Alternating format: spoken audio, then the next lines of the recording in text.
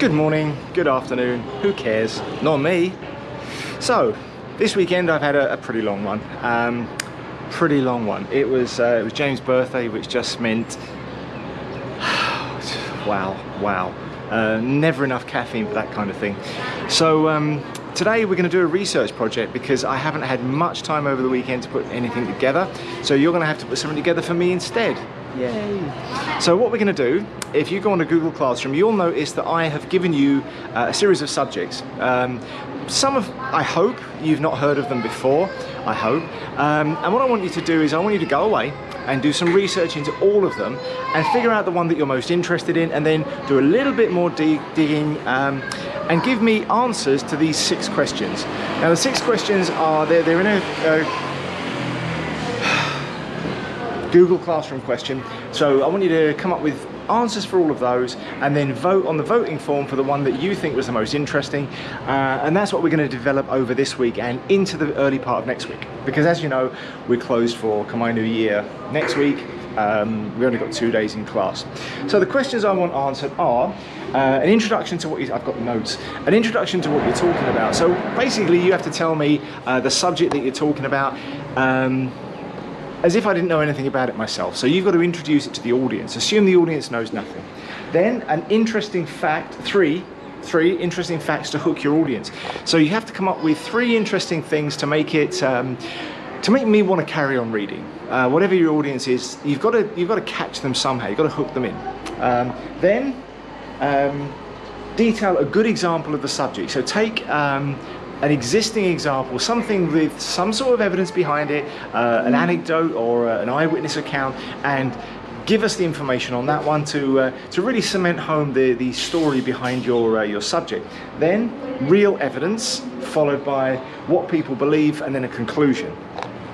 So whatever subject you choose, I want you to lay it out in that way. Now that's the way a magazine article or a newspaper might present these facts. They might present it in that kind of format, so that we go through from in a nice logical progression. So for instance, if you were talking about the moon landings, we talk about an introduction to what it is that we're talking about, and we begin by saying, well, in the 1960s, America claimed to have landed on the moon.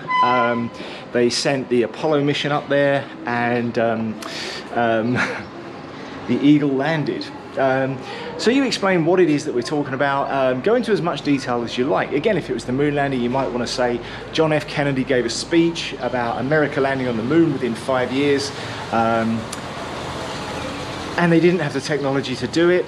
Russia beat them at everything. Russia was the first people in space. They were the first people to do an orbit of the Earth. They were the first people to send an animal into space. They beat America on everything. And then America mysteriously was the first people on the moon. Makes perfect sense. Then 3 interesting facts to hook your audience. So the moon landings. If I was going to present the idea that the moon landings were fake, I might give you 3 pieces of evidence, like the flags were seen to move. They were seen to move around in the wind, to blow around. The camera angles don't make sense. The backgrounds don't add up. Or I might say that there was a movie release called A Funny Thing Happened on the Way to the Moon, which has video evidence of the capsule in Earth orbit while it's supposed to be in a lunar orbit. So we've actually got physical video evidence of the astronauts faking the moon landings. So you might want to have those 3 facts. Then we have a good example of the subject. So we go back and we look at a solid piece of actual evidence. So we might go back and look at the actual moon landing footage. We might actually go back and look at the videos.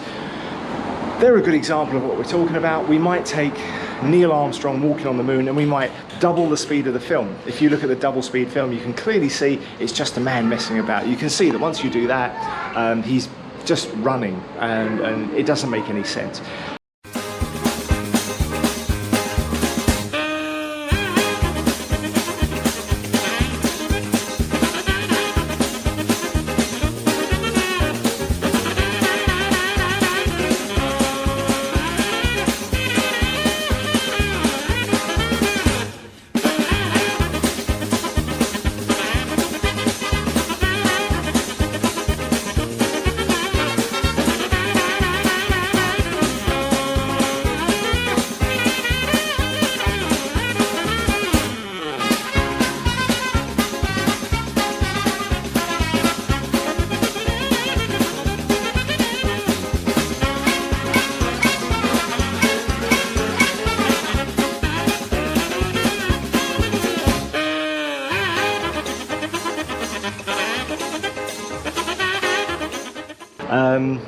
Then we go to real evidence. So we look at the real evidence of the moon landings. We might say something about the Van Allen radiation belt and how we didn't have the technology in 1960 to get through the Van Allen radiation belt. And we might further say that we simply don't have the technology to get through that radiation now. And that's something NASA are quite open about. They don't have the technology. We don't know how we can get past Earth orbit. Radiation from the Van Allen belt is actually much worse than they thought it was back then, to the point where in low Earth orbit, about 5 miles up from the surface, astronauts see sparks where radiation particles pass through their heads and actually fire on the back of our optic nerves. So we start to lose consciousness, we start to be very sick at even that altitude, let alone going up through it. Then we have what people believe, and we say, well, around the world, about 60 to 65% of people don't believe in the moon landings. In America now, most people don't believe it, don't believe that it actually happened. In schools in Russia, they teach it didn't happen, the Americans faked it. And a lot of countries, about half the countries around the world, it is taught as a piece of propaganda that the Americans didn't have the technology, so they faked it. It's only countries that follow the American curriculum that still believe that it was true. Now, why they faked it, that's another interesting question. You'd have to look into that. And then you can have the conclusion, and this is where you decide what you believe, and you can state your opinion. Your conclusion is what you think of after summing up all the facts, after looking at all the details, and you decide for yourself what you think. So in terms of the moon landings, I would say in my conclusion, America simply didn't have the technology to land on the moon, so they faked it. They probably faked it to outdo Russia because they were in a Cold War at the time. Russia was trying to undermine America. And America tried to take a leap forward by pretending to have jumped way ahead in technology and land on the moon. Again, you could look at this two ways. Some people think they were doing it to undermine Russia, so that Russia would then have to invest heavily in their space programs, which would financially cripple them. Other people believe they did it simply to look good to the rest of the world. Which worked. I mean, we all think of America now as, well, not so much anymore, but 10 years ago, people thought America was the ultimate country in the world. Now it's a joke. But so my conclusion might be, no, they didn't land on the moon. All the evidence tells us that they couldn't have done it. There's so much evidence, so much interesting evidence about the lunar landing. The best evidence that you ever need to see, apart from the speeded up footage, just have a look at a picture of the ship.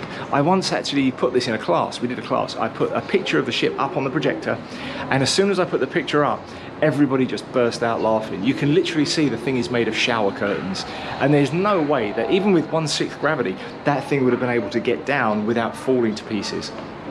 Another interesting piece of factual information about the moon landings, they're riding around in a buggy, and there is no buggy. When the thing lands, there is nowhere on it to store a buggy.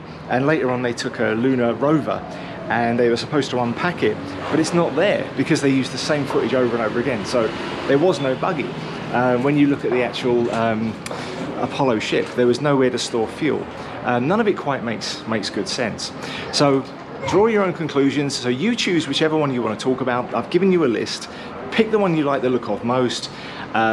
Do a research project, answer the question, and then answer the quiz, which is going to be the voting form, and we'll develop that one in the rest of the classes this week, and we'll start to do a deeper dive into something weird and mysterious. Okay, off you go.